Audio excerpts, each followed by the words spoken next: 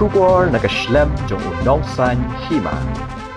Kaken hunya lekai jong Ryntih Sports Club kelayok bankhur ya ka jingjam ha ka Lympung ya lekai ya ka belatip kum ka Cmiv Laitkseh Premier Football Tournament arhajar khat khandai arhajar arpo ya ka belapen long da ka Laitkseh Sports Club. Kanam tam jong Ryntih Sports Club kalawan hadian bakalala ban penlimno da lai gol lakawai ya ka Kids United da ka jinga shoot tiebreaker hadian ka jinga khat da marshi gol. Haga jinga lekai quarter final kabasau hamadan mau kenjon Laitkseh West Khasi Hills kabla long haka arpo arteri ubenai leber arhajar arpo ar. Kumtalang bakatai ka jingjob nakaliang ka Ryntih Sports Club kalayok ban Rung syaka semi final jong katai ka Lympung ya lekai. Haga tai ka sengi ya ka man of the match layok ban khur da urang up goal jong ka Ryntih Sports Club u Aldrin Marin.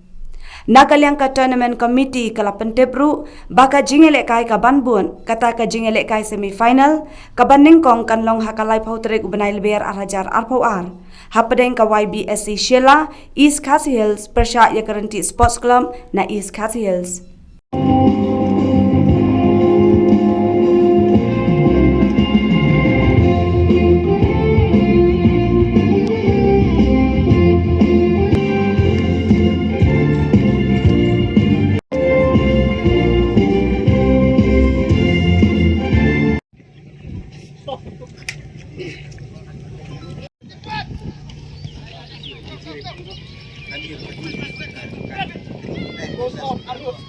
Close up, Will, Will, balik, penat kat kawan balik. Jumlah balik.